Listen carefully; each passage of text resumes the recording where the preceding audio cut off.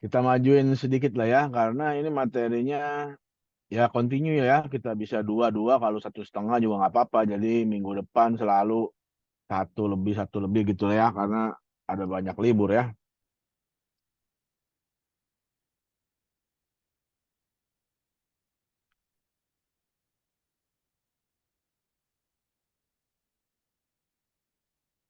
Anda pindah ke malam nih dia.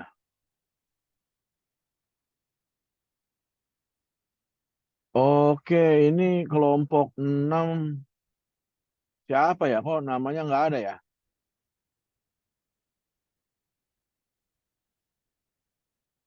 Kalau Lagi, saya hari ini Pak, iya, silakan. Askia, ini apa? Kamu ngirim kelompok lagi tuh sampai 6 doang? Apa saya yang salah itu ya? Ada Pak lengkap. Mau dikirim Oh, ulang Pak? iya boleh ya, dikirim ulang nanti ya. Makasih ya. Oke Pak. Oke. Oke, silakan untuk kelompok yang presentasi dipersiapkan. Karena udah malam, kita buru-buru aja dah ya. Jangan slow-slow. udah boleh langsung dimulai Pak? Iya, boleh dimulai aja lah. Ya baik Pak, izin share screen ya Pak. Iya. Suaranya agak ngedabing itu ya. Iya ya. Agak bergema ya Pak. Iya.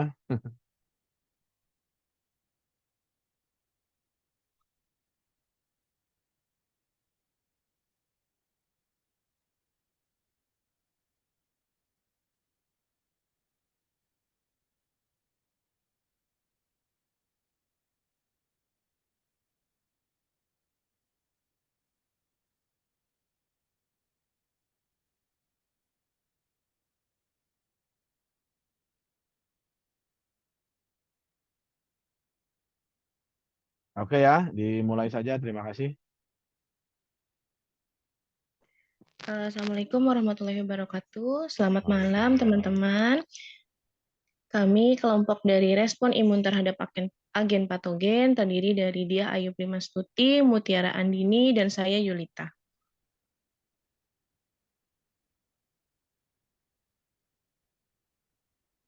Next, Di.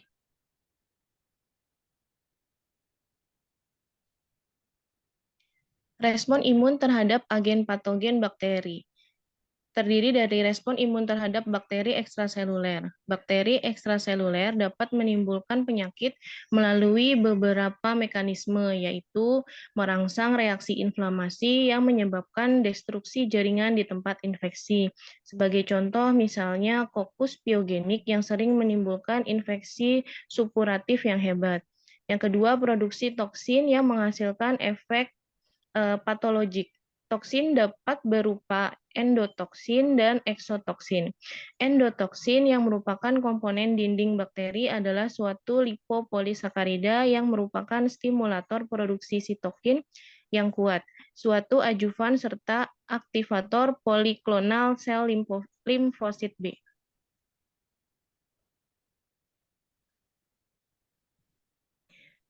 Imunitas alamiah terhadap bakteri ekstraseluler. Yang pertama, respon imun alamiah terhadap bakteri ekstraseluler terutama melalui mekanisme fagositosis oleh neutrofil, monosit, serta makrofag jaringan. Resistensi bakteri terhadap fagositosis dan penghancuran dalam makrofag menunjukkan virulensi bakteri. Aktivasi komplemen tanpa adanya antibodi juga memegang peranan penting dalam eliminasi bakteri ekstraseluler. Lipopolisakarida dalam dinding bakteri gram negatif dapat mengaktifasi komplemen jalur alternatif tanpa adanya antibodi. Salah satu hasil aktivasi komplemen ini yaitu C3B mempunyai efek opsonisasi bakteri serta meningkatkan fagositosis. Imunitas spesifik terhadap bakteri ekstraseluler. Kekebalan humoral mempunyai peran penting dalam respon kekebalan spesifik terhadap bakteri ekstraseluler. Lipopolisakarida merupakan komponen yang paling imugenik imunogenik dari dinding sel atau kapsul mikroorganisme, serta merupakan antigen yang timus independen. Antigen ini dapat langsung merangsang sel limfosit B yang menghasilkan imunoglobulin atau IgM spesifik yang kuat. Respon sel limfosit T yang utama terhadap bakteri ekstraseluler melalui sel TCD4 berhubungan dengan molekul MHC kelas 2. Sel TCD4 berfungsi sebagai sel penolong untuk merangsang pembentukan antibodi, aktivasi fungsi fagosit, dan mikrobisit makrofag.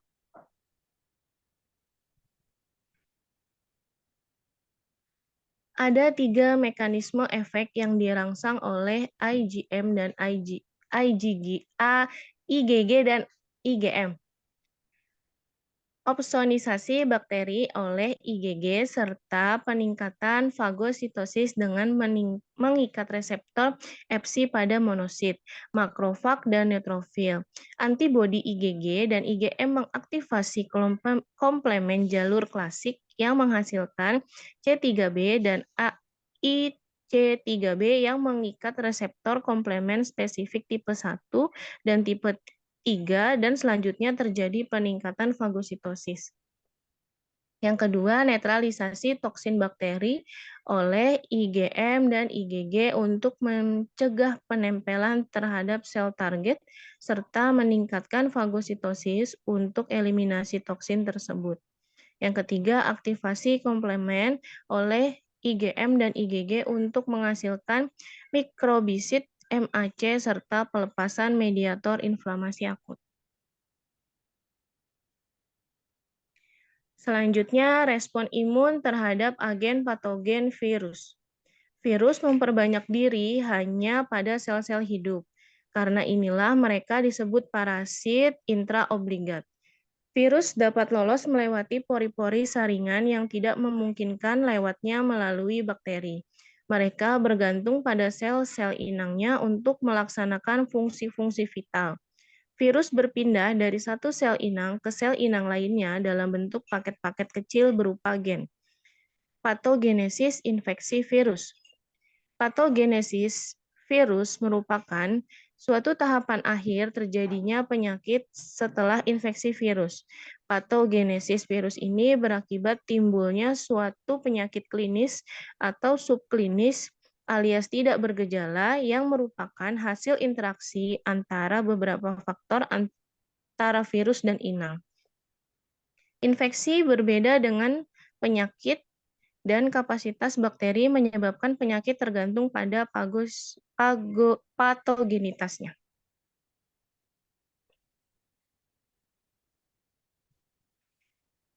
Respon imun non-spesifik terhadap infeksi virus. Permukaan sel yang terinfeksi virus mengalami modifikasi, terutama dalam struktur karbohidrat, menyebabkan sel menjadi target sel NK. Sel NK mempunyai 2 jenis reseptor permukaan. Reseptor pertama merupakan killer activating receptor yang terikat pada karbohidrat dan struktur lainnya yang diekspresikan oleh semua sel.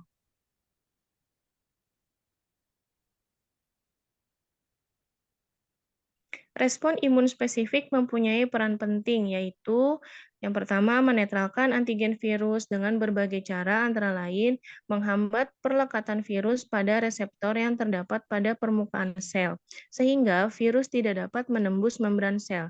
Dan dengan cara mengaktifkan komplemen yang menyebabkan agregasi virus sehingga mudah difagositosis.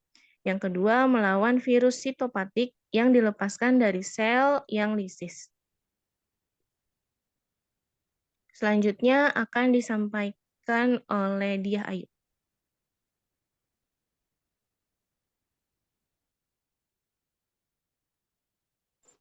Selanjutnya ada 2 mekanisme utama respon non-spesifik terhadap virus. Yang pertama itu infeksi virus secara langsung yang akan merangsang produksi interferon oleh sel-sel terinfeksi. Interferon ini berfungsi menghambat replikasi virus. Yang kedua, sel NK mampu membunuh virus yang berada di dalam sel. Walaupun virus menghambat presentasi antigen dan ekspresi MHC kelas 1, interferon tipe 1 akan meningkatkan kemampuan sel NK untuk memusnahkan virus yang berada di dalam sel. Selain itu, aktivasi komplement dan fagositosis akan menghilangkan virus yang datang dari ekstraseluler dan sirkulasi. Respon imun terhadap agen patogen tumor. Kanker atau tumor adalah sel yang mengalami pembelahan sel secara terus-menerus akibat kegagalan pada proses pembelahan sel. Peran penting sistem imun lainnya yaitu untuk menemukan dan menghancurkan tumor dengan bantuan sel T. Pembantu melalui mekanisme yang disebut pengawasan imun atau imun surveillance. Sel tumor mengekspresikan antigen yang tidak ditemukan oleh sel normal. Oleh sistem imun, antigen tersebut dianggap sebagai antigen asing dan keberadaannya mendorong sel imun untuk menyerang sel tumor tersebut. Antigen tumor pada molekul MHC kelas 1 mirip dengan antigen virus, sehingga sel T sitotoksik dapat mengenali sel tumor sebagai sel abnormal.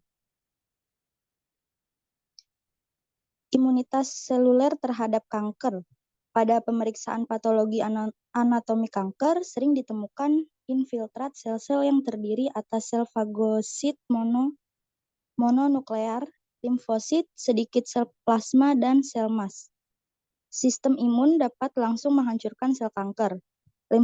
Limfosit matang akan mengenal TAA meskipun TAA merupakan self-protein yang disandi gen normal.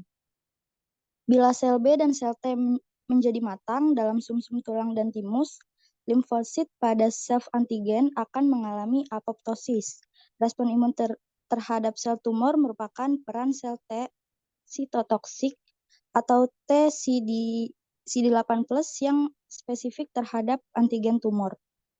Aktivasi sel T CD8+ tidak hanya membutuhkan perantara kompleks histokompatibilitas mayor atau mayor histocompatibility complex atau biasa disebut MHC kelas 1 dan juga membutuhkan konstimulasi dari MHC kelas 2 atau sel T CD4+.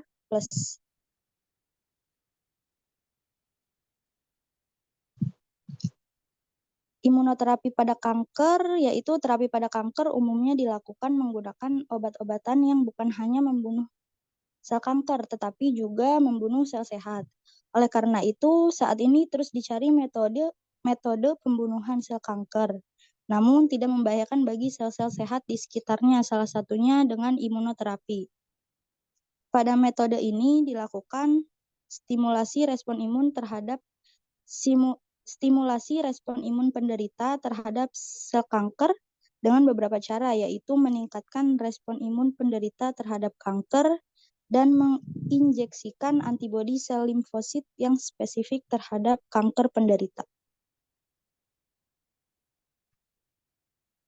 Selanjutnya ada respon imun terhadap transplantasi organ. Transplantasi organ atau jaringan tujuannya itu mengganti fungsi organ atau jaringan yang rusak dengan organ atau jaringan yang sehat. Masalah utamanya itu yang pertama ada pada transplantasi perbedaan genetik di antara jaringan atau organ yang ditransplantasi. Yang kedua, transplantasi organ perlu memanipulasi sistem imun. Tanpa manipulasi sistem imun akan terjadi penolakan yang fatal untuk pasien. Yang ketiga, perlu obat yang menekan respon imun atau imunosupresen.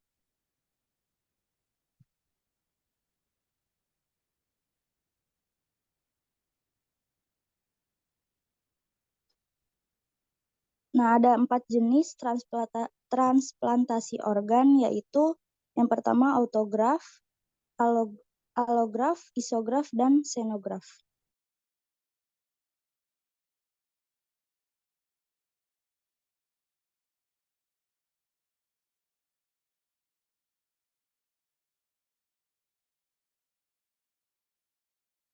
Yang selanjutnya ada autograf. transplantasi jaringan dari satu bagian tubuh ke bagian lain pada orang yang sama. Kemudian tidak dianggap asing oleh sistem imun, tidak menyebabkan masalah kekebalan tubuh, tidak ada variasi genetik dan molekul mayor, histocompatibility kompleks atau MHC, dapat mengenal jaringan atau organ yang baru sebagai sel.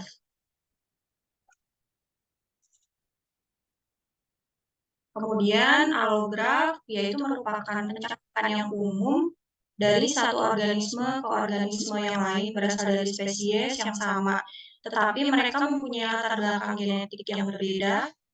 Molekul 2-MHC penerima akan mengenal bagian cangkokan sebagai benda asing, memberitahu sistem kekebalan tubuh untuk menolaknya. Kemudian xenograf atau heterolog, yaitu pencakupan dari satu spesies suatu organisme ke spesies yang lain.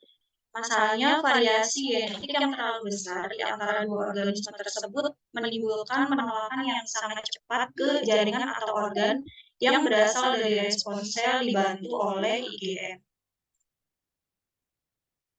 Kemudian isograf, transplantasi jaringan atau organ dari donor yang secara genetik identik dengan resipien atau jaringan dari individu. Reaksi penolakan transplantasi. Penolakan dari pencakokan adalah proses dari sistem imun si penerima donor menyerang organ atau jaringan atau tisu yang dicangkok. Sebab sistem imun normal dan sehat dapat membedakan organ atau jaringan tisu asing untuk menghancurkan mereka. Seperti sistem organisme menghancurkan bakteri dan virus yang menginfeksi. Antigen MHC atau HLA penolakan secara genetik dari penerima cangkokan terhadap organ atau jaringan asing.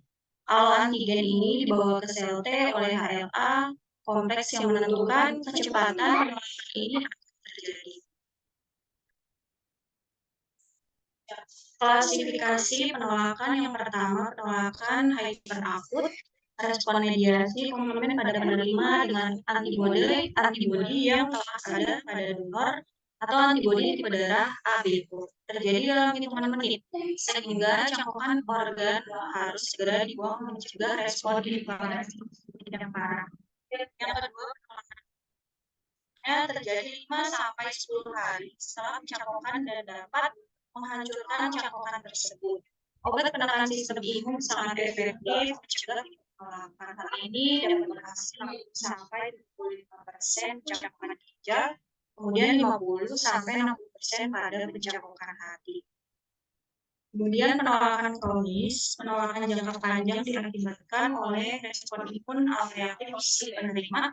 Hal ini dapat terjadi pada semua tipe cangkokan, misalnya cangkokan jantung, paru, dan keberhasilan transplantasi ditentukan oleh kendali sistem imun untuk mengizinkan proses adaptasi pencangkokan, pengenalan antigen asing, peran gen-gen.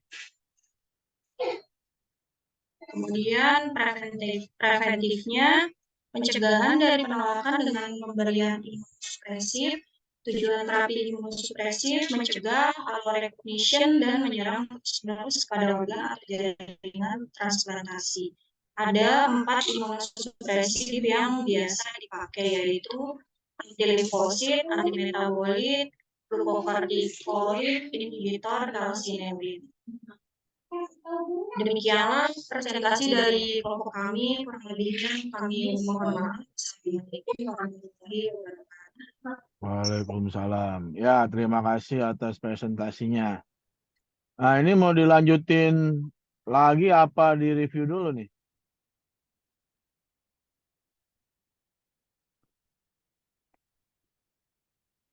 Halo, halo? Belum apa? 3 ya, Rom?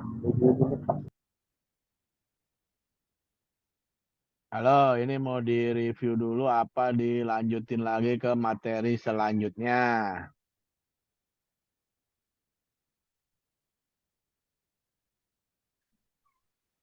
Halo, halo? Mana? Di review dulu aja kali ya, Pak. Ya boleh, nggak apa-apa. Oke ya, di review dulu ya. Jadi makanya lihat waktunya ya. Kalau memang panjang ya memang nggak apa-apa tadi sedikit. Nanti pokoknya dilanjutin begitu ya. Kita continue ya. Iya, Pak. Oke ya. Jadi respon imun ini tadi ya kita akan selalu berhadapan dengan zat yang merugikan ya atau makhluk yang merugikan. Ya tapi katanya kalau virus itu nggak jelas itu ya. Dibilang makhluk hidup bukan, dibilang makhluk mati bukan gitu ya. Karena sangat sederhana gitu. Nah, itu yang justru karena saking sederhananya dia menjadi sesuatu yang sulit dibasmi ya atau kalau kita sudah terinfeksi virus itu pengobatannya justru lebih sulit ya. Walaupun ada yang pengobatannya katanya apa self medication ya, artinya tubuh kita akan tadi ya bereaksi dengan imun kita. Nah, ada ya yang nanti virusnya melemah gitu ya. Tapi ternyata ada juga yang virusnya sangat luar biasa gitu ya, karena dia menyerang sistem imun ya. Contohnya HIV gitu ya. Kemarin kita COVID ya, itu sangat luar biasa ya, banyak membunuh manusia gitu. Tapi kalau demam berdarah ya asal keburu diobatin gitu harusnya tidak berbahaya dalam tanda kutip ya. Tapi jangan sampai kelewat gitu ya, maksudnya kelamaan gitu ya ditangani terlambat gitu ya resikonya besar ya. Nah, kira-kira gitu. Ya, virus anjing gila juga ya. Nah, rabies ya. Itu rabies juga kemarin yang terakhir yang kita lihat di media sosial itu banyak ya yang kegigit itu kalau tidak dikasih antibodi ya, kalau udah kegigit kan udah beda tuh ya, nggak bisa lagi kita istilahnya meningkatkan imun, tapi harus diberi antibodi ya. Jadi harus tahu nih antigen itu menguatkan antibodi, tapi kalau kita udah nggak keburu divaksin, ya kita terpaksa harus pakai antibodi untuk tadi ya menetralkan virus itu ya. Nah, contohnya virus anjing gila gitu ya yang banyak kemarin ada beberapa orang yang digigit, banyak yang meninggal ya. Sayang juga memang kalau bisa kalau kejadian begitu. Oke ya, jadi kita selalu berhadapan dengan bakteri ya, virus, jamur, parasit ya. Malah kita juga bisa ya dari internal kita, dari sel-sel yang normal itu akan berubah menjadi tumor ya atau kanker. Ya, kita sih udah pernah belajar nih ya di biologi molekuler gitu ya atau biologi seluler ya. Nah, kita udah pernah lah tahu lah minimal oh tumor itu ya dari tadinya normal tapi dia ternyata tidak lagi mampu stop gitu ya. Dia jadi selalu melewati fase G0 ya. Jadi langsung aja dia bertumbuh terus ya. Bertingkat-tingkat, bertumpuk-tumpuk, menggeser tetangganya kanan kiri gitu ya. Kemudian yang memang lebih memperhatinkan mereka menyerap nutrisi kita ya. Gizi kita itu lebih banyak dimakan atau disalurkan ke sel tumor ini dibanding ke sel normal kita. Makanya orang kanker itu kan lama-lama tambah lemes, tambah lemes, tambah lemes. Ya gitu ya. Dan memang kanker itu tadi ya kadangkala terdeteksi dengan mudah gitu ya kalau dia contohnya yang di tempat-tempat yang bisa dipantau ya. Tapi kalau internal gitu kan sulit banget ya. Tahu-tahu stadiumnya udah terminal ya. Nah, yang nama istilah terminal ini udah terakhir ya. Kalau kanker biasa di terminal 4 gitu ya, udah stadium 4 ya gitu ya. Nah, kemarin ada artis kayaknya ya yang tiba-tiba diidentifikasi stadium 4 gitu ya. Nah, udah stadium 4 memang udah sulit ya. Eh, jarang berhasil lagi ya. Mau diapain juga ya udah stadium parah gitu ya. Jadi sebisa mungkin gitu kan dideteksi secara dini ya.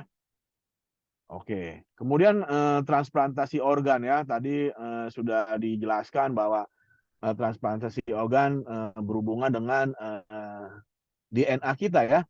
Kromosom gitu ya yang ada di MHC ya atau kita disebut juga human leukocyte antigen ya HLA kita ya. Nah, jadi faktor itulah yang membuat penolakan atau penerimaan. Ya, tapi ada juga ya kalau dibaca-baca masih banyak ya yang perlu kita ketahui emang ya. Ada yang bereaksi cepat gitu kan dalam hitungan hari gitu ya. Tapi ada juga yang bereaksi lambat ya sampai makan waktu beberapa bulan sampai setahun gitu ya. Tapi mereka terus melawan ya, terus mengadakan paparan gitu ya. Artinya kalau tidak cocok ya, dia selalu berusaha, tubuh kita nih berusaha juga ya untuk menghancurkannya ya. Jadi tubuh kita tidak pernah kompromi gitu ya. Kalau antigen ini dianggapnya non self, udah pasti harus dimusnahin. Nggak ada yang setengah-setengah gitu ya, nggak ada yang pelan-pelan aja dulu, nggak ada ya. Jadi sistemnya harus selalu dimusnahkan. Ya, oleh karena itu nanti berhubungan juga dengan materi selanjutnya ya, autoimun gitu ya.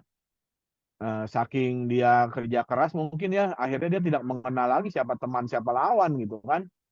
Sehingga bisa juga bereaksi terhadap self ya, yang tadinya non self ya, akhirnya bisa atau mengenali self yang ternyata juga dimakan gitu ya.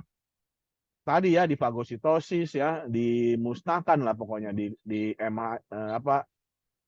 MAC ya, yang di komplemen itu ya. Oke ya, jadi bakteri, virus, jamur, parasit ini memang selalu lah menyerang kita ya. Di samping makhluk besar gitu ya, contohnya cacing gitu ya. Oh ya, kalau di yang itu ada ya, yang di PPT-nya Pak Charles ya. Sebentar saya lihat nih, PPT-nya Pak Charles yang mana ya? Oh, udah saya tutup nih.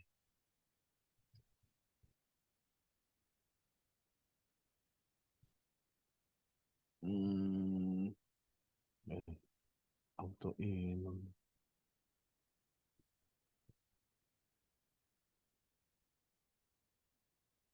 Ada.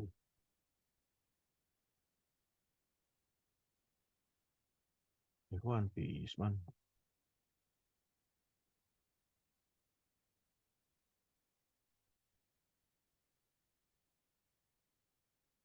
Respon imun terhadap antigen ya. Nah, ini nih. Nah ini ya, jadi ada cacing juga ya. Cacing kan kalian udah belajar mudah-mudahan ya di parasitologi ya, bahwa cacing itu ya kita mengenal istilah hospes ya, hospes dan hostnya gitu kan. Kalau kita sekarang di istilah di imun suka nongol namanya pejamu ya. Jadi kita hostnya itu pejamu namanya. Ya, jadi cacing-cacing ini ada yang mampu berkembang dari sel telurnya sampai dewasa. Malah mampu berkembang biak dia ya, perkawinan jantan dan betina gitu ya. Ada yang hemaprodit ya, berarti cacing ini bisa menikah sendiri ya, canggih ya. Nah, kemudian ternyata cacing yang itu ya, kita sebagai pejamu ini nggak selalu cacing itu bisa tumbuh secara tadi dari telur sampai dewasa. Tapi yang namanya manusia karena besar gitu ya, jadi kita diserang oleh makhluk-makhluk kecil ini yang sebenarnya bukan tempatnya kita gitu ya, bukan tempatnya dia itu hidup di tubuh kita. Tapi karena besar lah mungkin gitu ya, karena kita banyak makanan gitu ya di tubuh kita ya. Kita mengandung protein, lemak, karbohidrat di tubuh kita sehingga mereka suka gitu ya mencari makan di tubuh kita. Ya, jadi ada cacing yang bentuknya larva ya, yang walaupun tadi harusnya dia tidak cocok di tempat kita, ternyata dia bisa gitu ya. Nah, itu jadi kerugian kita ya sebagai makhluk yang besar gitu ya dibanding makhluk-makhluk mikro-mikro ini ya. Tapi kalau cacing sih bukan mikro ya karena dia mampu ya tadi ya, banyak yang mampu kita lihat pakai mata kita ya. Jadi dia biasa aja organisme yang normal ya, maksudnya normal bisa dilihat oleh mata kita, bukan makhluk mikro. Ya dibilang makro, ya kita kalau kita manusia makro ya dia juga makro lah ya, ada sebagian yang kelihatan gitu ya. Jamur juga sama kan, ada jamur yang mikro, ada jamur yang makro ya. Kalau virus udah pasti semua mikro ya, bahkan lebih dari mikro ya, nano lah gitu ya, lebih kecil lagi ya, bakteri ya umumnya juga mikro semua ya. Nah, kalau protozoa parasit ini juga ya walaupun mikro tapi ada juga yang tertampak sangat besar gitu ya di mikroskop itu ya. Seperti jamur lah ya, mirip-mirip. Oke gitu. Oke ya, kemudian faktor yang mendukung infeksi tadi ya, faktor ini tadi ya binatangnya nih ya yang membawa nih. Kalau kita kena malaria oleh nyamuk Anopheles gitu contohnya ya. Ya, kemudian mampu menembus kita ya sebagai pejamu ya, makanya kita bisa infeksi. Ya, virulensi atau patogenitasnya ya, kemampuan mereka menginfeksi kita gitu ya, merugikan ya, patogen ya, membuat kita sakit gitu ya. Ya. Kemudian, yang perlu diperhatikan adalah kita berbicara ekstraseluler dengan intraseluler. Ya, kalau cacing udah pasti ekstraseluler, dia karena besar gitu banyakan ya, dia tidak mampu menembus sel. Ya, jadi yang bisa itu banyakan ya bakteri yang sangat kecil ya, sebagian bakteri yang bisa menembus sel dan virus ya. Tapi sistem imun kita sudah bekerja nih ya, virus ini dia pasti menuju sel. Walaupun pada saat perjalanannya dia tetap sistem imun kita bereaksi.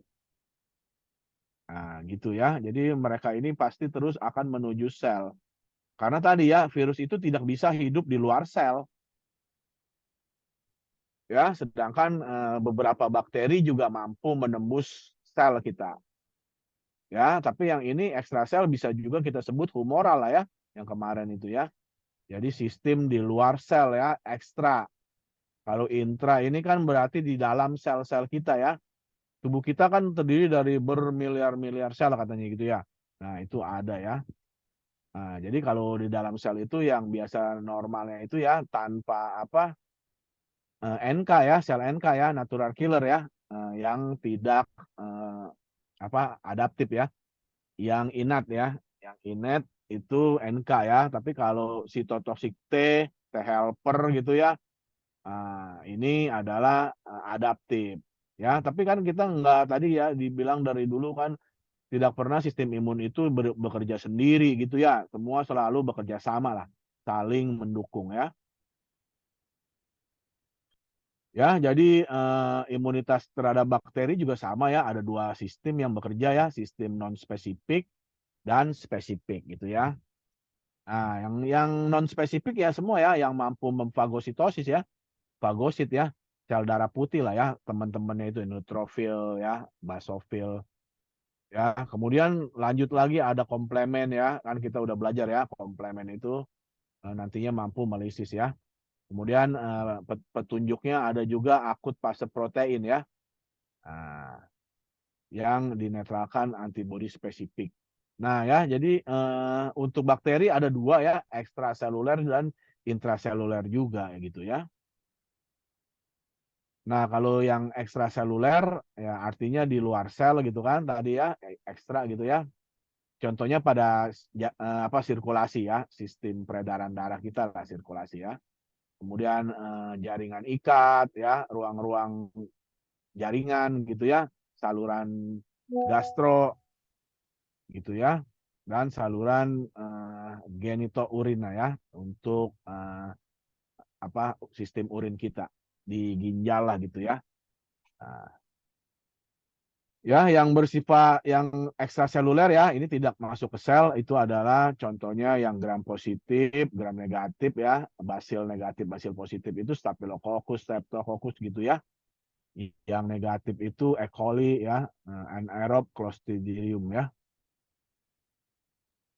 Nah, kalau kalian belajar ya Clostridium ini ya membuat tetanus ya, Clostridium sp ini ya, tapi ternyata mampu digunakan ya untuk kosmetik ya. Ternyata mampu punya kemampuan anti kerut ya. Nah, jadi banyak wanita yang bukan wanita aja, mungkin semua ya pria wanita itu kalau untuk menghindari kekerutan itu gitu ya, memakai zat dari Clostridium ini. Nah, biasanya kalau yang bakteri ini akan merangsang reaksi inflamasi. Makanya biasanya kita kalau infeksi badan kita panas ya, melewati suhu normal. Kan gitu ya. Bisa sampai 38, 39 gitu ya. Kemudian juga mereka menghasilkan racun ya, toksin ya, yang ini yang membuat kita sakit parah ya. Ya, bisa berupa endo dan ekso ya. Jadi endotoksin ini biasanya merupakan komponen dinding sel. Ya, sedangkan kalau yang eksotoksin ini mekanismenya dianggap belum jelas benar ya. Contohnya toksin difteri ya, kemudian toksin Clostridium tadi ya. Nah, imunitas ya, imunitasnya kalau yang ini yang intra ya. Jadi kalau yang intra ini mereka masuk ke dalam sel kita ya, tidak dapat dijangkau antibodi. Ingat ya, istilah antibodi kan berlaku pada humoral ya. Sel B ya, limfosit B. Jadi di dalam sel T, di dalam sel tidak dijangkau lah pasti ya. Yang menjangkau adalah sel T ya, sel T sitotoksik sama helper ya. Nah, jadi ini bekerja sama ya, respon imun seluler yang biasanya diperantarai oleh sitotoksik tadi ya, yang berbeda dengan antibodi, gitu ya. Jadi sejumlah bakteri dan semua virus serta jamur ya bisa lolos juga nih ya dan mengadakan replikasi di dalam sel. Ya, kita disebut sel pejamu itu kita ya, inang atau host ya. Yang paling patogen adalah yang resisten terhadap degradasi dalam makrofag. Ya, jadi kebal dia ya, malah nantinya kayak virus itu mampu merusak makrofag ya. Sebagai contoh adalah Mycobacteria ya, Listeria, bakteri intraseluler itu Mycobacterium, Listeria, Legionella ya, Pneumophilia ya. Jadi TBC ini berarti atau lepra itu termasuk yang intrasel ya. Kemudian mekanisme terpenting alamiah ya, berarti yang inat ya, yang bawaan itu adalah fagositosis ya. Jika mereka lolos dari fagositosis, nah barulah mereka tadi ya dibantu oleh sel NK gitu ya. Kemudian ya tadi ya yang spesifik ya, sel T-nya ya, yang mengadakan proliferasi dan diferensiasi. Ya. Jadi biasanya kekebalan mekanisme alamiah ini kurang ya, tidak efektif gitu ya mencegah penyebaran infeksi. Ya, makanya kita juga dibantu oleh obat-obatan ya. Kalau kita tidak minum obat pada saat infeksi beresiko bahaya ya. Karena berarti sistem imun kita udah kalah gitu ya. Karena udah kalah harus dibantu dengan obat-obatan. Ya, kemudian yang bakteri intraseluler juga ya ditambah imun spesifik tadi ya yang diperankan oleh CMI, cell mediated immunity ya. Jadi bantuannya interferon. Ya. Interferon alfa. Ya, kemudian nanti kita kan belajar ya reaksi hipersensitivitas ya. Nah, ini nanti kita lihat ya, ada kebanyakan pustaka itu mengenalkan 4 ya. Yang ini juga udah lama ya teorinya ya. Artinya hipersensitivitas 1 sampai 4 itu udah lama ya, udah lampau gitu ya, udah ada ya. Nah, tapi ada beberapa pustaka baru yang bilang udah keluar yang kelima gitu ya. Reaksi sistem hipersensitivitas yang kelima ya. Oke. Kemudian ini ya, jadi respon imun yang spesifik itu limfosit T ya. Nah, kemudian ternyata ya beberapa dinding sel bakteri ini mengaktifasi makrofag secara langsung. Ya, jadi dinding sel ini bisa bersifat adjuvan. Ya, nah kita sering juga kenal adjuvan itu penguat ya. Nah, jadi dalam arti di sini adalah dinding sel itu bisa lebih menguatkan kemampuan sistem imun kita gitu ya. Sebagai tadi ya untuk memelisiskan atau memfagositosis bakterinya ini ya.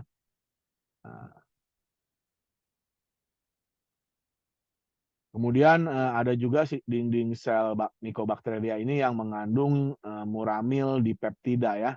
Nah, gitu. Ya, jadi kemudian dengan bantuan sitokin ya, terutama interferon alfa gitu ya. tadi ya disebut bahwa virus itu bersifat obligat intraseluler.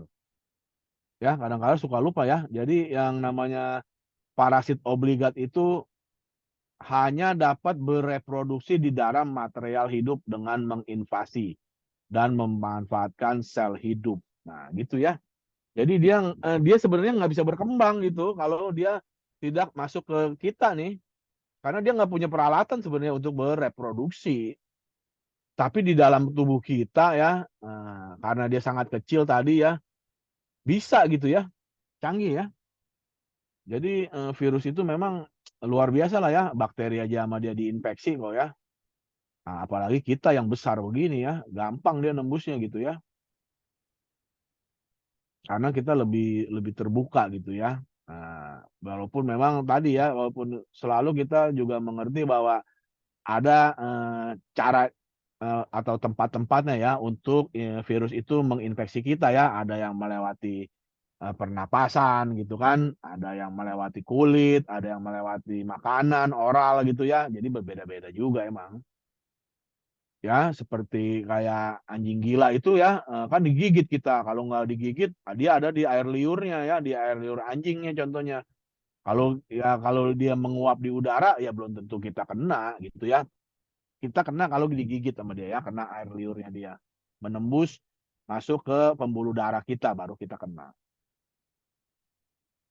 Ya, jadi respon imun di dalam sel itu melibatkan sel T ya. Tapi kalau masih di tubuh kita ya selalu berdua lah ya. Sel T dan sel B ini pasti bekerja sama. Oke ya. Nah, kemudian ya ini sih itu ya, replikasi virus menimbulkan kerusakan dan kematian sel. Ya, efek sitopatik virus terhadap sel. Ya, ada yang kalau kalian belajar lagi di itu ya mikro ya, ada litik sama non litik ya. Nah, lupa-lupa juga kalau nggak dipelajarin lagi tuh.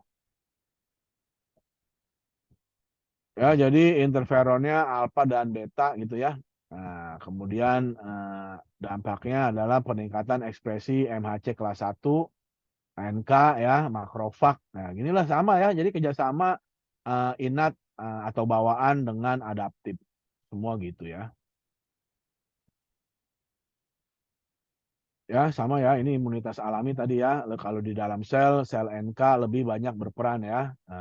Ditambah tadi ya macam-macam lah ya. Ada makrofag ya, MHC ya, kemudian menghasilkan temannya gitu ya, interferon ya.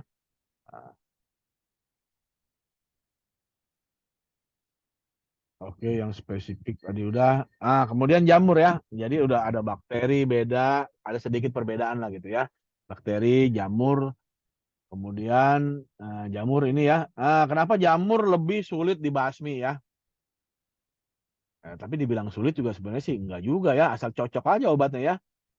Contohnya kita kena panu ya, pakai contohnya salah satu generiknya ketokonazol gitu ya.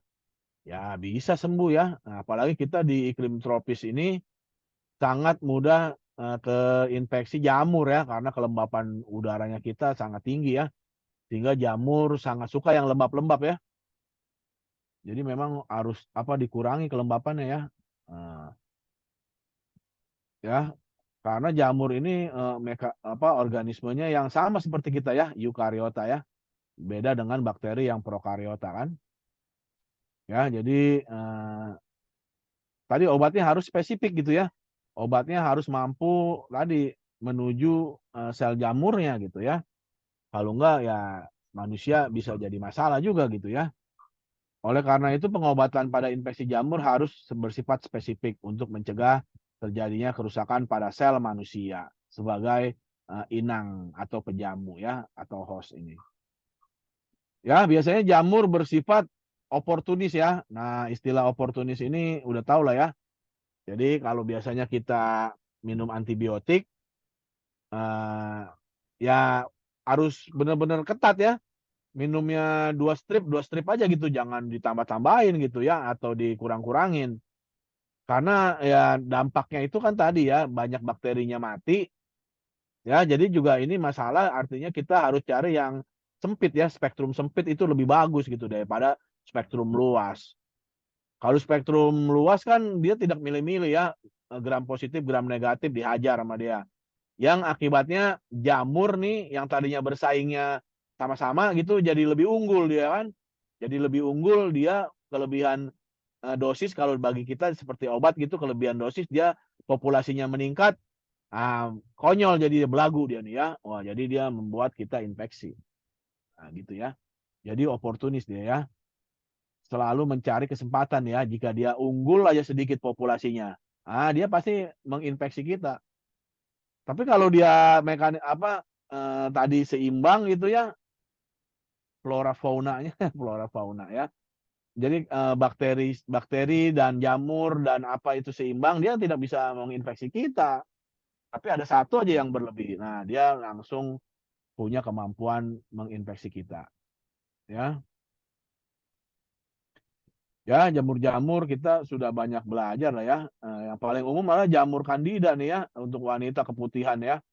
Nah, ini ya. Jadi saya pernah baca gitu ya bahwa kita untuk orang Indonesia ya, wanita Indonesia itu ya, karena memang kelembapannya tinggi ya.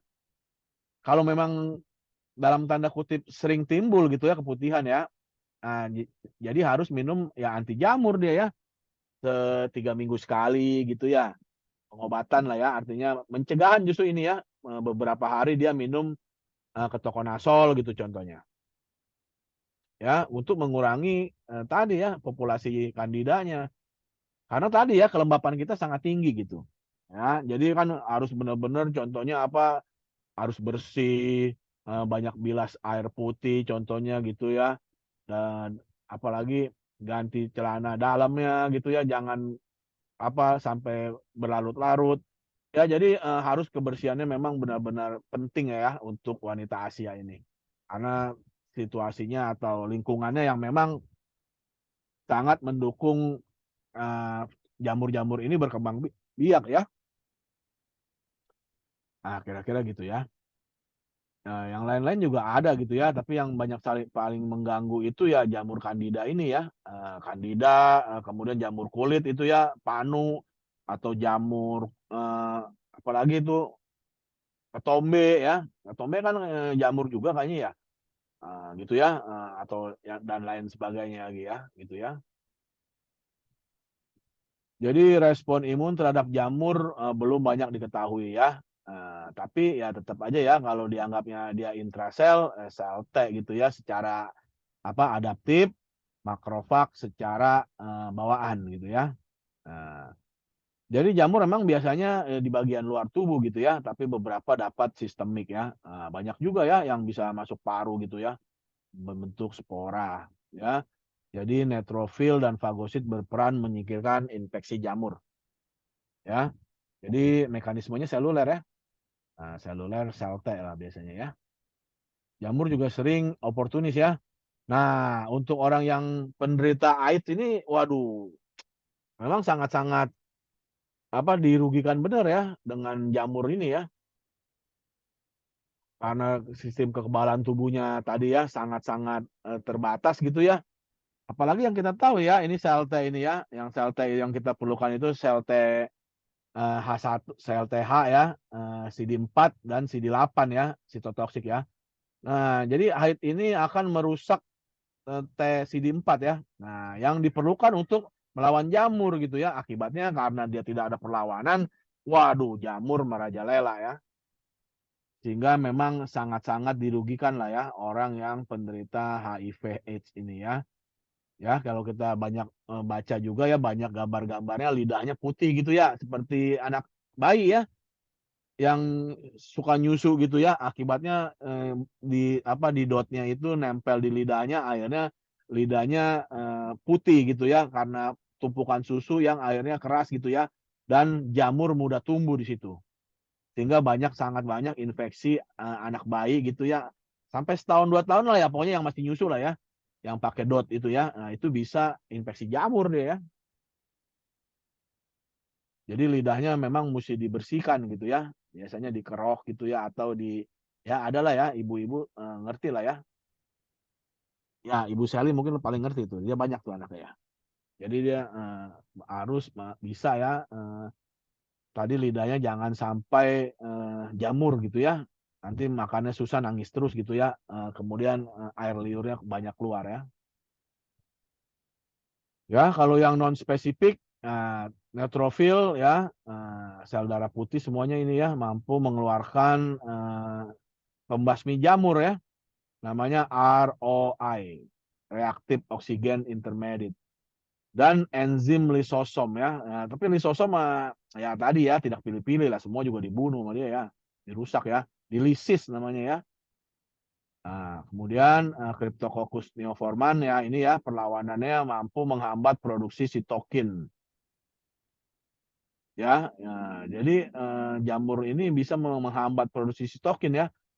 Jadi dia juga mampu merangsang IL-10 yang menghambat aktivitas makrofag. Nah, itu kehebatannya ya jamur-jamur itu ya. Kemudian yang itu tadi ya CD4 dan CD8 ini ya.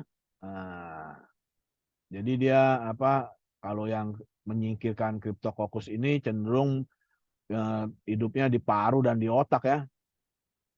Nah, kemudian Candida juga ya sering mulai pada permukaan mukosa ya, diduga dapat mencegah penyebarannya ke jaringan. Ya, jadi perlindungannya CD4 itu adalah perlindungan, sedangkan CD8 adalah perusak ya, yang dapat merusak nih. Jadi rugi juga gitu ya. Jadi dia berlawanan ini ya. Kalau kita keluar dua-duanya ini, yang ini melindungi, yang ini malah bisa merusak kita ya. Waduh, jadi bermasalah gitu ya. Kemudian golongan parasit selain jamur ya, ada protozoa ya. Nah, protozoa yang kita pelajari pernah itu malaria, trypanosoma, amuba lah ya, yang cukup sering ya. Kemudian parasit yang besar juga cacing ya, kutu-kutu gitu ya, tungau ya. Nah, ini mulai banyak meningkat ya angka kematian ya, kejangkitan dan kematian ya. Nah, kebanyakan infeksinya bersifat kronis ya. Jadi kalau kronis itu jangka panjang ya. Nah, kalau akut itu segera gitu ya, cepat itu akut. Kalau kronis ini jangka panjang. Ya, yang jangka panjang memang sangat merugikan lah ya. Terus dia menyerang sistem imun kita lemah. Ya, dia mampu bertahan hidup ya. Kemudian sistem imun spesifik juga sulit ya untuk menyerang ini, sehingga dia bisa bertahan juga ya. Jadi vaksin terhadap parasit juga belum banyak berkembang ya, karena vaksinnya sulit gitu ya memberi proteksi terhadap protozoa dan faktor IgG.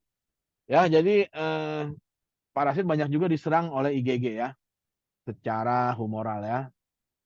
Ya, jadi IgG yang sudah kita pelajari adalah sistem antibodi yang sangat penting dalam tubuh kita ya.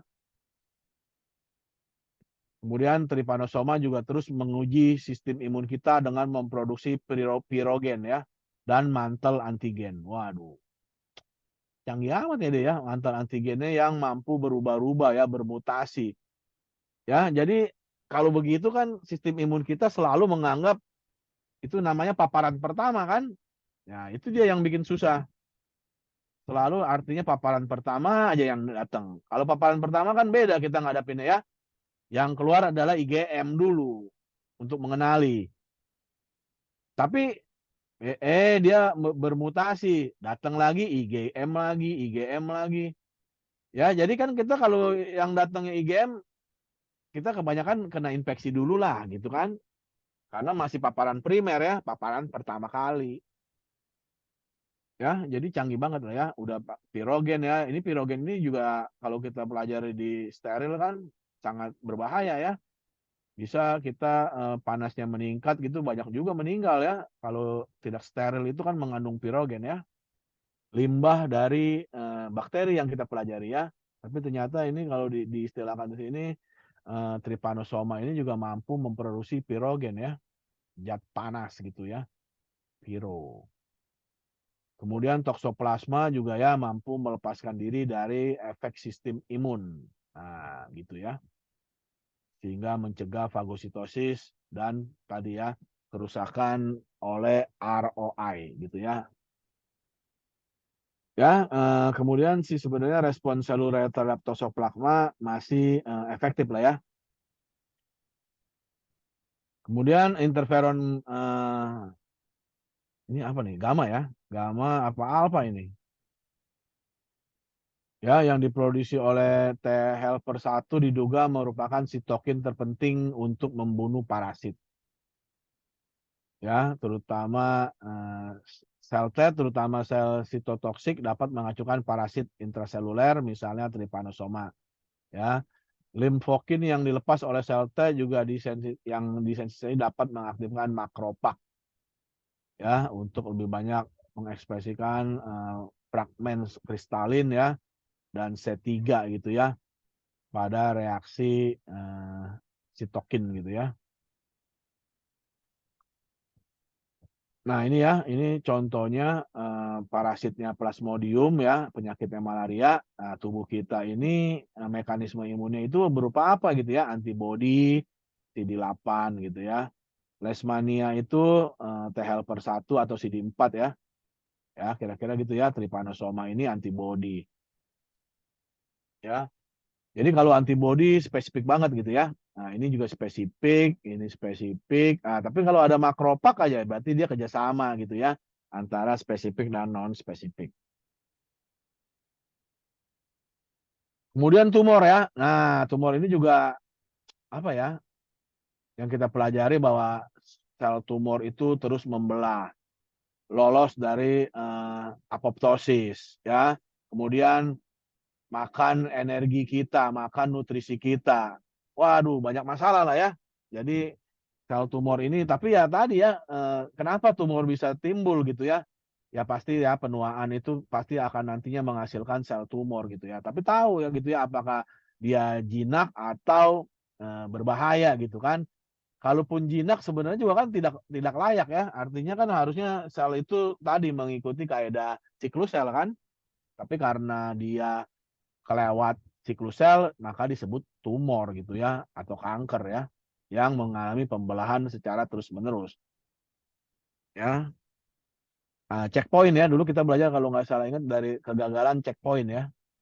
Tumor ini berasal dari sel normal. Nah, ini yang perlu kita ingat-ingat ya. Artinya apa? Sulit gitu dibasminya ya, karena tubuh itu jadi, itu kan dianggapnya temennya kan. Sel normal itu teman. Tapi dia nanti numpuk-numpuk itu pun, dia tidak menimbulkan reaksi antibodi gitu. Nah, itulah yang menyebabkan lebih sulitnya lagi tubuh kita membasmi tumor. Karena dianggapnya teman, masa teman mau dibunuh gitu kan enggak. Ya, ya udah diamin aja dia mau dia banyak ya numpuk ya berkembang ya dia bukan musuh aja pokoknya dianggapnya sama sistem imun kita. Karena dia dari sel normal kan gitu ya.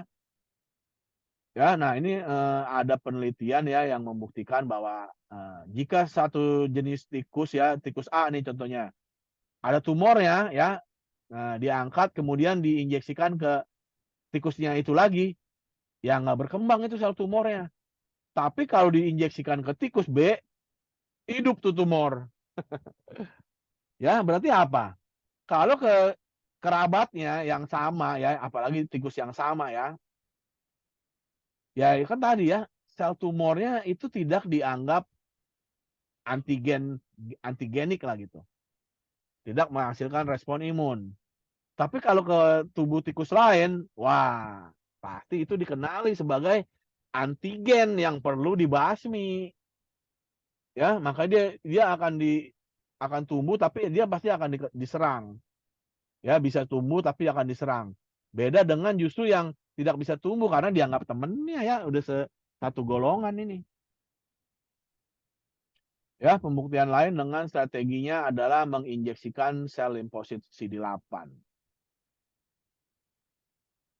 Ya, jadi diambil dari tikus yang menderita tumor itu diberikan kepada tikus lain dengan tumor yang sama. Nah, CD8-nya beraksi ya. Jadi kalau di tikus lain CD8-nya itu mengenali itu sebagai bukan dirinya dulu gitu ya, bukan asalnya dari diri dia. Kalau asalnya dari luar pasti dianggap antigenik lah.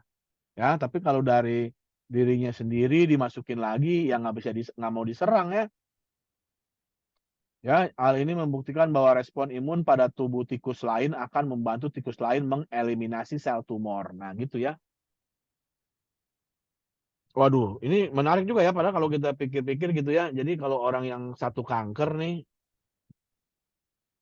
ya kanker itu dipindahin, nah kanker itu akan dilawan. Nah, kalau udah banyak antibodinya, nah antibodinya bisa diambil ya, dikasih lagi kepada orang kanker yang berbeda gitu ya. Ya, jadi biarpun manusia itu sama-sama punya daya tahan karena divaksin, tapi belum tentu gitu ya, itu apa antibodinya bisa dipakai pada tubuh yang berbeda gitu ya. Jadi harus tadi juga dipelajari ya, bagaimana bisa cocok atau enggak gitu ya. Kalau bisa cocok kan berarti bisa membantu orang lain ya. Sama lah kayak apa vaksin yang diambil dari kuda gitu ya. Vaksin tetanus kalau nggak salah diambil dari kuda ya.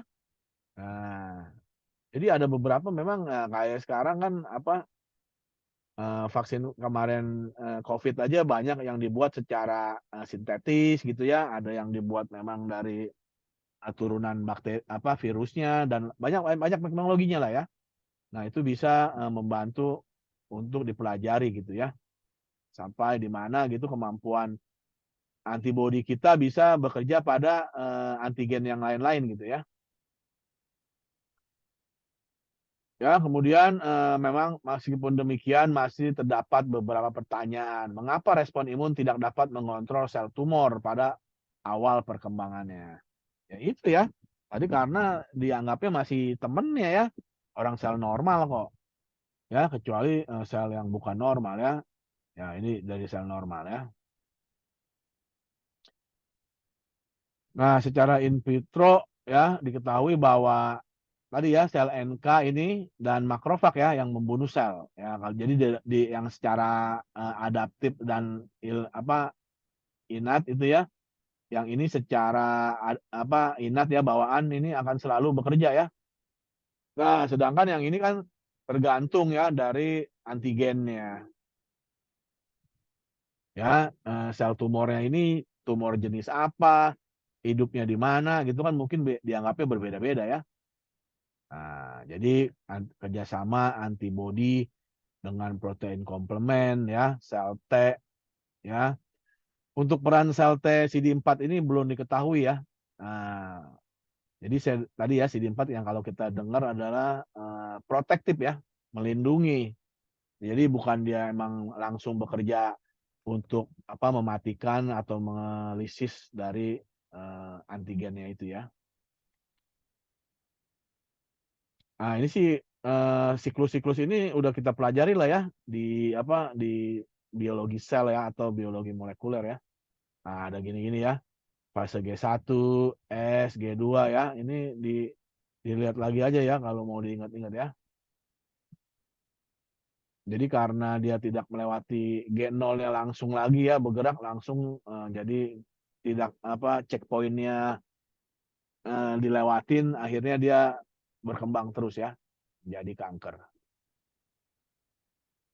Ya, jadi sel-sel yang sehat itu ya kita bedakan sini ya. Jadi kurangi yang gemuk-gemuk gitu ya.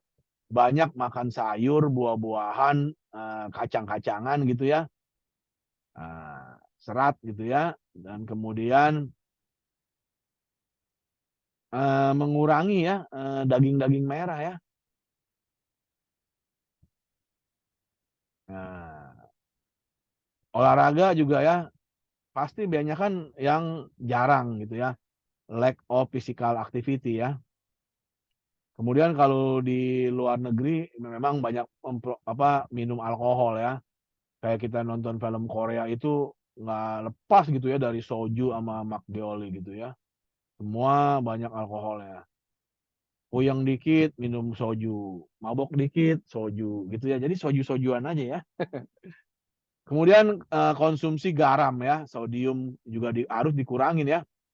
Nggak tahu nih ya, ibu-ibu kalau masak sayur nih ada 5 rupa, semua diasinin. Wah, parah ya. Harusnya diatur lah ya. Kamu makan 3 jenis sayur kan?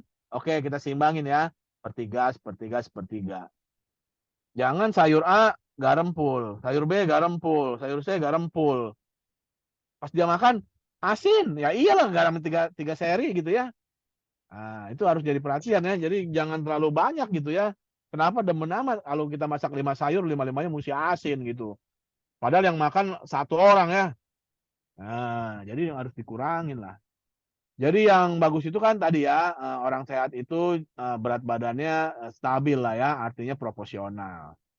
Banyak mengkonsumsi sayur, buah, kacang-kacangan, serat. Ya, sedikitnya 30 menit berolahraga yang cukup moderat ya, yang sedang gitu, jangan terlalu santai. Artinya ya harus jalan cepat minimal ya. Nah, atau lari atau jogging gitu, nggak boleh kurang. Kalau jalan slow tidak dianggap olahraga ya.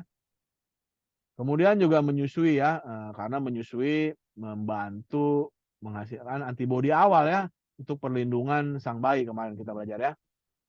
Ya, jadi ini 10 sampai 20 tahun kemudian nih ya. Nah, semakin lama nih kalau kita banyak konsumsi garam terus ya. Tapi yang menarik ternyata kalau kita pernah baca ya di Perancis gitu ya, walaupun mereka minum alkohol yang dari anggur gitu ya, tapi karena banyak mengandung biji anggur ya, ternyata biji anggur antioksidannya juga ya, jadi mampu juga mencegah kerugian dari alkohol ini, gitu ya. Jadi orang Perancis gitu katanya walaupun tiap hari mengkonsumsi alkohol kok nggak pernah kanker gitu contohnya. Ya itu karena ada biji anggurnya yang mampu punya efek antioksidan tinggi ya. Nah, kalau yang lain lagi kan beda lagi ya, kayak soju nggak tahu itu ya arak beras katanya ya, atau apalah ya diragikan gitu ya. Punya nggak dia antioksidan? Kalau nggak ya asal minumnya wajar sehari mungkin dia sebotol 2 botol mah mungkin nggak bermasalah ya. Tapi kalau sekali minum ada yang 8 botol apa ya itu bisa jadi masalah nantinya ya. Memang dalam tempo yang singkat mah nggak kelihatan ya, belum ya. Tapi nanti ya 10-20 tahun kemudian itu bisa timbul ya. Kanker is the leading cause of death in economical developed countries. And second leading cause death in developing countries. Jadi kanker adalah pembunuh nomor 1 dan nomor 2 ya. Gitu ya. Nah ini ya udah kita ngerti lah ya. Kanker ini ya tadi ya menumpuk terus ya dia ya. Beda dengan yang normal gitulah. Ya jadi virus ini juga sama tuh ya. Berperan nih dalam kanker nih ya. Jangan dianggapnya kita kanker makan Indomie mulu ya. Nyebut merek nggak boleh ya. Makan mie instan ya. Yang katanya banyak micinnya. Micin. Ya, generasi micin gitu ya. Ya, jadi virus-virus juga memang sangat bahaya ya. Ya, tapi gimana ya manusia sulit ya menghindari virus ini ya.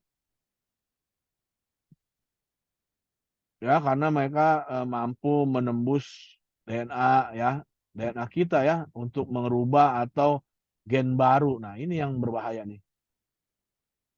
Ya, contohnya ini ya Epstein-Barr virus, ya kankernya Burkitt lymphoma, nasopharyngeal, ya hepatitis ini bisa ya itu ya hati kita ya karsinoma hati ya. Jadi semua jangan dianggap sepele lah gitu. Kemudian juga ya sinar matahari ya selalu harus artinya dilindungi ya. Nah, kita kalau wanita ya pakai kosmetik yang bisa melindungi tubuh kita dari sengatan UV ya, UVA, UVB apa tuh ya. Kemudian dulu pernah ada bom atom gitu ya. Juga uranium, asbes ya. Nah ini ya asbes ini masih banyak ya di Indonesia ini ya. Yang walaupun kalau di negara-negara maju sudah dilarang gitu ya. Tapi kalau kita ya gitulah maklum lah ya. Jadi genteng-genteng kita masih banyak yang pakai asbes kan. Nah itu yang bahayanya jika mereka terlepas dan kita hirup ya. Nanti dia akan nempel di paru-paru kita gitu kan. Nanti setelah berapa tahun kemudian ya kita bisa kena kanker paru tuh gara-gara asbes. Ya, kemudian gas-gas radon ini ya. Kemudian obat-obat dan bahan kimia ya Nah, contohnya kontrasepsi oral ya, meningkatkan resiko ya. Ya tapi tadi ya resiko ini makanya orang butuh check up gitu ya. Itu mungkin pentingnya gitu ya. Kita kalau minum obat apalagi jangka panjang memang seidealnya itu harus itu ya check up ya. Karena dia takutnya menyerang organ tubuh kita gitu kan. Steroid tidak boleh jangka panjang gitu ya. Kemoterapi ya jelas ya itu kan untuk orang kanker ya. Kemudian juga kalau diet ya, diet ini kita proses makannya jangan tinggi lemak gitu ya. Karena orang obesitas ini resiko kanker kolon, payudara, prostatnya tinggi dibanding orang yang tidak obesitas. Ya, alkohol juga ya resikonya kanker kepala, leher, esofagus ya. Ya, kemudian makanan yang diawetkan ya habis Pak, cepet masaknya Pak enak Pak ya, nugget, sosis, ya gitu ya. Ini meningkatkan kanker lambung ya. Oke, kemudian peradangan kulit, saluran cerna, ya, gangguan imunologi, terapi imunoterapi kanker ya. Biasanya ya itu ya, ada yang dipakai radiasi, ya, ada yang pakai obat, ya, ada yang mungkin apa namanya dipotong ya, dioperasi, diangkat gitu ya. Ya, biasanya menginjeksikan antibodi dan limfosit T spesifik ya. Nah, ini yang mungkin agak susah gitu ya. Jadi harus diisolasi dulu gitu ya. Emang gampang ya nyari limfosit ya? Kenapa sulit? Karena ya tadi ya, dia akan bekerja kan jika ada antigen gitu ya. Kalau tidak ada antigen dia nyumpet ya, diam-diam aja dia. Bagaimana cara mengisolasinya? Jadi sulit ya. Oke, kemudian lanjut kita ke organ ya. Transplantasi organ ini eh, transplantasi ginjal pertama itu tahun 54 ya, udah cukup lama ya. Siapa yang tahu nih di Indonesia siapa saja yang bukan siapa saja. Organ apa saja yang boleh ditransplantasi? Ada yang mau baca?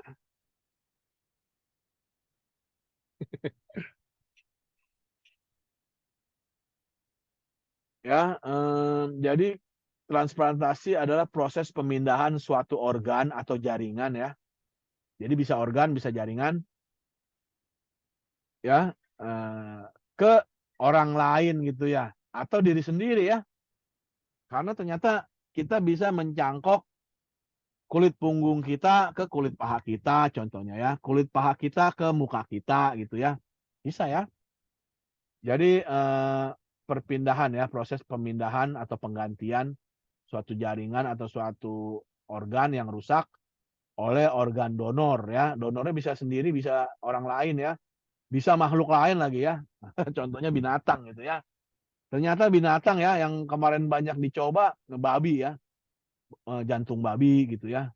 Wah, ternyata lumayan. Lumayan dalam tanda kutip artinya kan daripada langsung mati, mendingan kalau dicangkok ya tambah sebulan lagi umurnya gitu ya. Lumayan ya. Ya nanti kalau dipelajari terus-menerus kan bisa meningkat gitu ya. Ya tadi udah diterangin ya, ada autograf, ada alograf, ada isograf, ada xenograf ya. Nah kalau dari gambarnya lebih gampang lah ya kita ngelihatnya ya. Autograf berarti dari paha bisa ke dada gitu ya. Itu pokoknya setubuh sendiri lah ya. Tubuh sendiri. Ya, kalau singenik ya, isograf. Nah, biasanya kembar ini ya. Kalau kembar ini katanya kurang imunologik gitu ya. Jadi dia dianggapnya lebih banyak temen lah gitu ya. Karena tadi ya, walaupun kembar aja belum tentu jaminan 100% diterima. Ya, biasanya memang tetap saja ya, sebelum dia mengadakan transplantasi, biasa sistem kekebalan tubuhnya akan ditekan. Yang paling umum biasanya pakai hormon lah ya, menekan sistem imun ya. Jadi emang hormon menekan sistem imun ya. Orang yang memakan hormon terus-menerus itu sistem imunnya pasti lebih lemah. Ya, karena kemampuan hormon bisa menekan sistem imun. Ya, kalau alogenik, nah ini yang ya kita mana ada saudara kembar gitu ya. Siapa sih yang punya saudara kembar? Ada beberapa orang doang. 1000 orang belum tentu ada 2 orang yang punya saudara kembar gitu ya. Nah, jadi lebih banyak pasti nanti ujung-ujungnya kita alogenik gitu ya. Nah, alogenik ini sangat sulit gitu ya tadi karena akan banyak terjadi penolakan gitu ya. Makanya sangat butuh untuk dipaparankan dulu ya, dipaparkan. Artinya dites. Ya. Nah, yang menarik perkembangannya adalah xenograph ya. Nah, ini juga gambarnya dari babi gitu ya. Jadi banyak nih yang pernah dicoba jantung ya. Jantung. Nah, yang penting ini adalah MHC ya atau AHLA ya di kita ya. Nah, MHC atau Human Leukocyte Antigen. Ini sama ya, nama lainnya ya. Kalau di manusia itu lengan pendek kromosom 6, sedangkan pada tikus kromosom 17.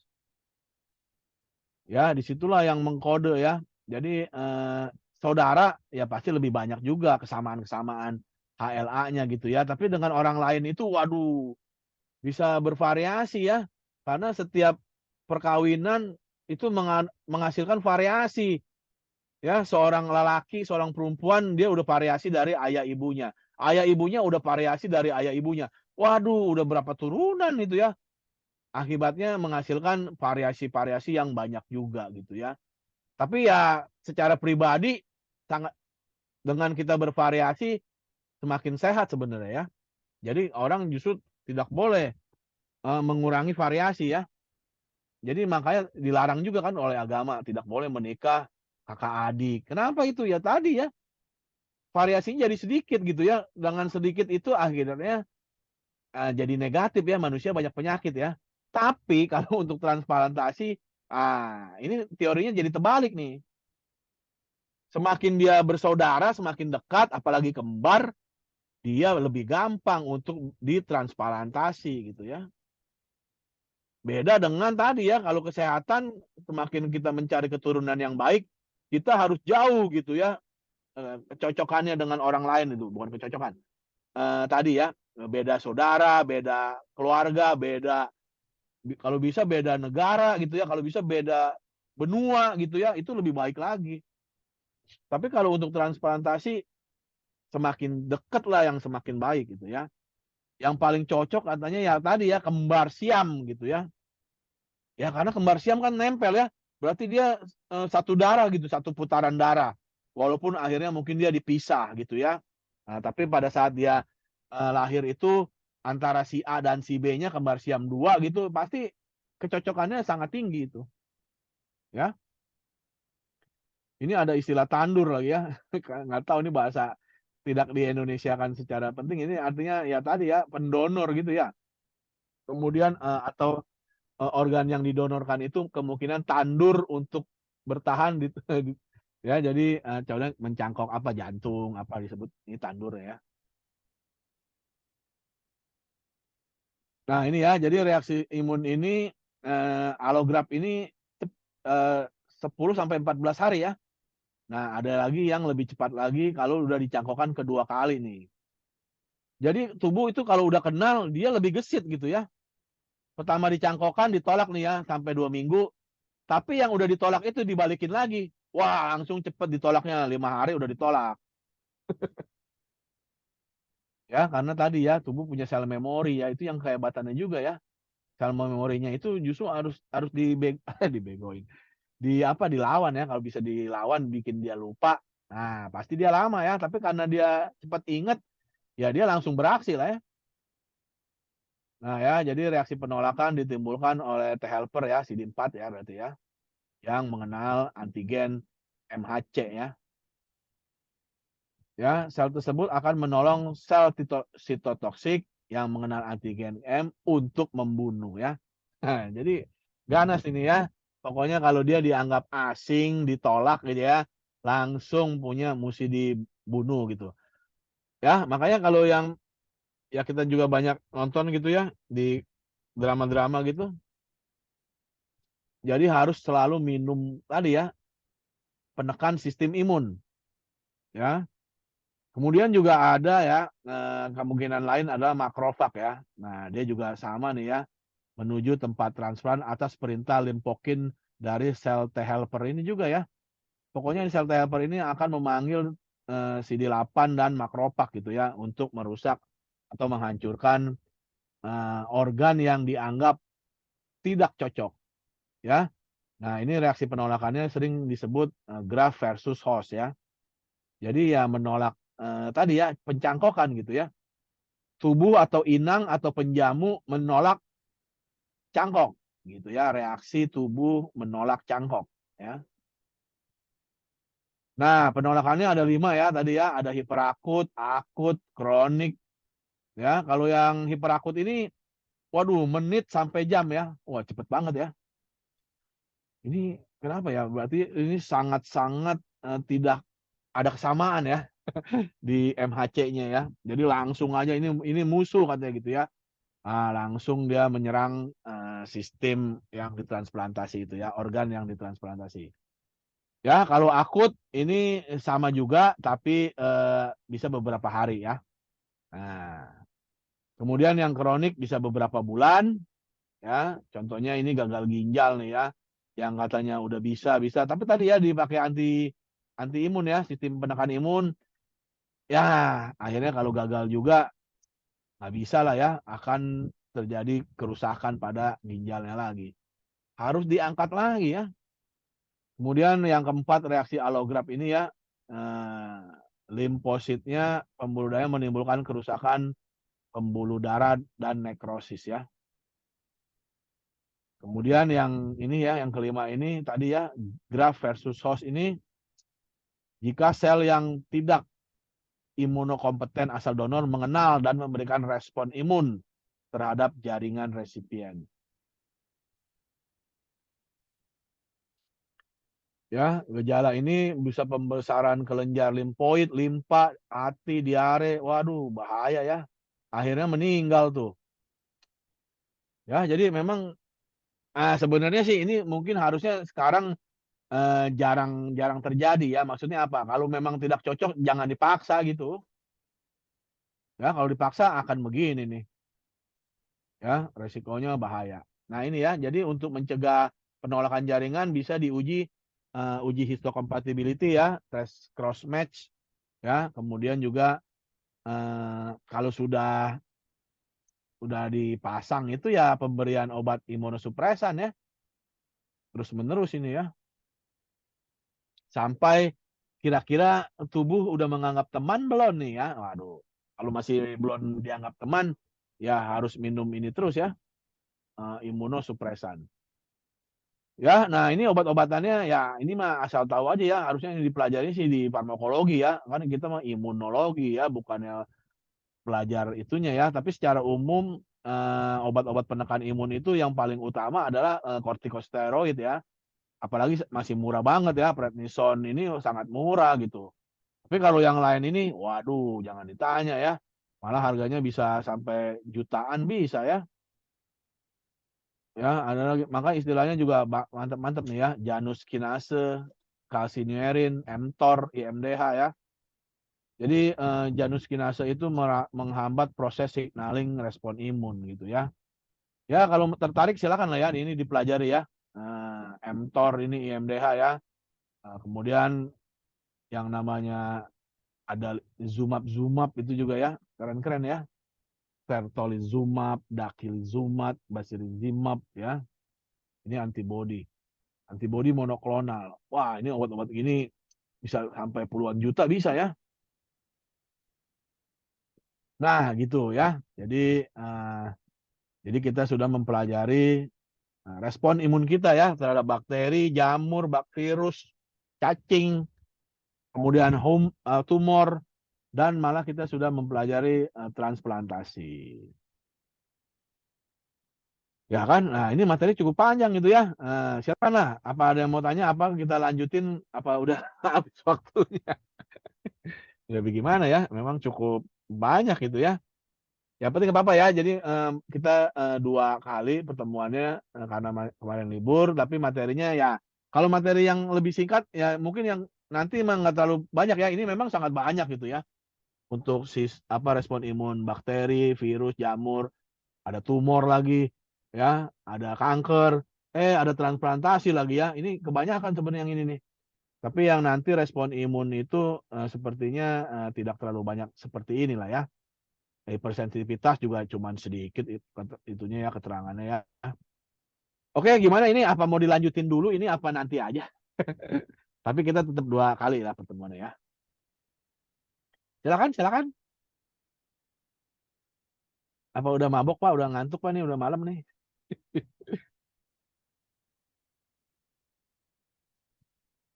Oke lah, kita absen dulu lah ya. Kayaknya jadi udah pada ngantuk nih.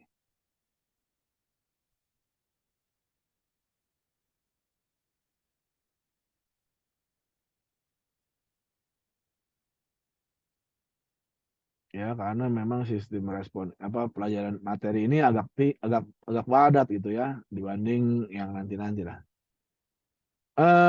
Ada yang tidak hadir ini? Coba saya ada lihat ada 24. Oh, udah 26. Pas ya berarti ya. Ya udahlah. Mudah-mudahan semua ada nih karena secara visual ada 26 benar berarti ya.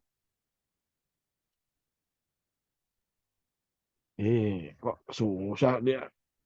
Kabar 2 kali nih absennya nih. Kalau nggak masuk sayang nih.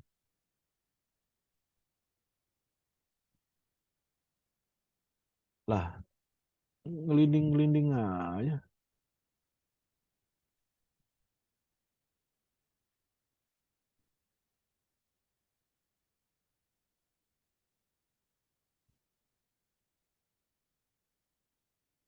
Wah, siapa yang error kalau begini? Kok dia ngegelinding-gelinding aja ya? Oke. Kembali ke daftar absen. Yang kedua. Kayaknya ujian di awal atau minggu kedua Juli kayaknya ya. 17, Pak. 17 ya. Nah, itu minggu keberapa tuh 17? Kedua apa ketiga? Ketiga, Pak. 3 ya. Ya masih keburu lah kita ya. Jadi memang kalau saya sih biasanya ya kalau ada minggu tenang bisa 2 minggu, kenapa enggak gitu ya? Dengan belajar lebih enak belajar di rumah gitu maksudnya kan. Belajar sesudah materi selesai gitu kan. Kalau materi kan belum selesai kan kita rasanya masih nungguin aja gitu ya. Kalau udah selesai kan enak kita langsung bikin rangkuman lah apa kan gitu. Kita ada kuis nggak, Pak? Ada lah. Itu kan untuk apa pemanasan. Kalau nggak ada kuisnya nanti bengong pas ujian. Ini soalnya baru mabok nih gitu ya. Kalau udah pernah kuis kan minimal udah kira-kira kayak begini nih soal-soalnya gitu kan. Iya, Pak, betul, Pak. Kagetnya 2 kali. 2 kali. Oke, ini gimana? Mau dilanjutin apa minggu depan aja? Jadi pokoknya kita selalu siap 2 materi lah gitu ya. Kalau materi dikit, kita lanjut gitu. Tapi kalau memang panjang mau gimana? Mau dicepet-cepetin nanti masalah gitu kan. Ayo, gimana? As?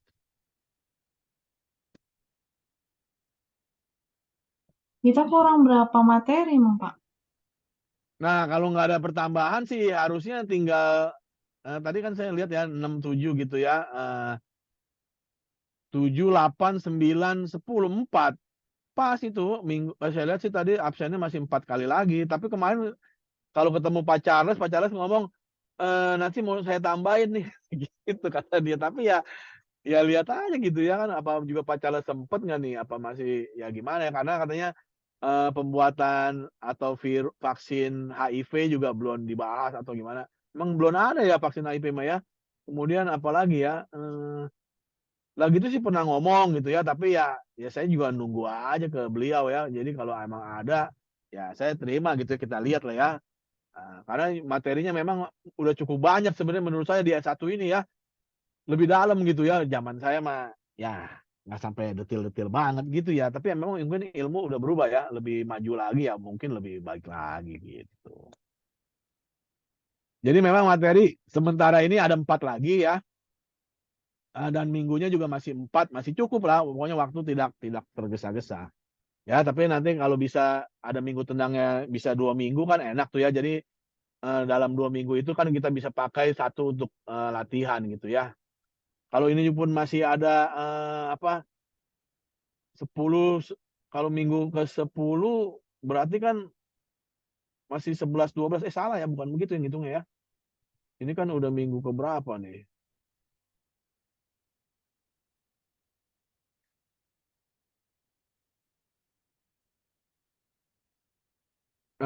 Jadi ada 4 kali pertemuan lagi materinya, kalau 4 ya ngepas gitu, tapi kalau bisa 3 minggu itu habis kan 1 minggu terakhir buat latihan UAS gitu ya.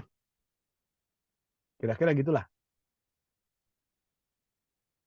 Jadi menurut Setuju kan? aku minggu depan dua materi gitu, Pak? Iya, jadi kita siap 2 materi. Ini kan juga udah ngutang kan, kita materi 2 ternyata kan materinya baru 1 gitu ya. Jadi yang satu hari ini belum dan satu lagi udah disiapin di minggu ya, kan jadi autoimunitas dan berarti kelompok yang pembuatan antibodi monoklonal. Nah, itu dia udah harus bersiap dia. Jadi kalau kita ngebahas autoimunitas cepat, ya dia maju gitu kan untuk presentasi. Nah, gitu. Jadi minggu selanjutnya udah tinggal 2 materi nih ya, 2 materi definisi imunoterapi. Ya, ini juga disiapin 2 kalau memang ini udah habis 2 kan kalau udah selesai ya nggak apa-apa kita buat latihan UAS gitu. Ya, diusahakan pokoknya sekitar sisa 2 minggu terakhir lah ya. Nah, kalau masih sudah bisa selesai nggak apa-apa, tapi jangan juga terlalu jauh di minggu ketiga udah habis ya. Kayaknya nanti wah, kok udah habis aja nih materi padahal kayaknya masih lama gitu. Ya, pokoknya dipersiapkan 2 untuk minggu depan karena kan udah utang nih 1 nih ya yang kelompok autoimunitas ya. Gitulah.